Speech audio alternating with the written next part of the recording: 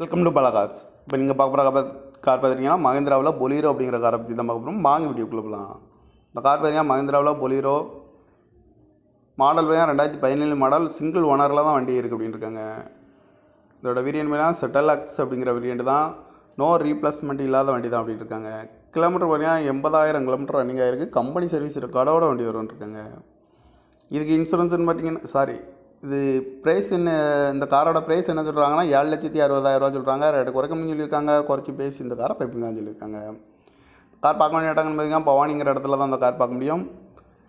TN 77H 8232 அப்படிங்கிற நம்பரில் தான் இந்த கார் இருக்குது அப்படின்னு இருக்காங்க.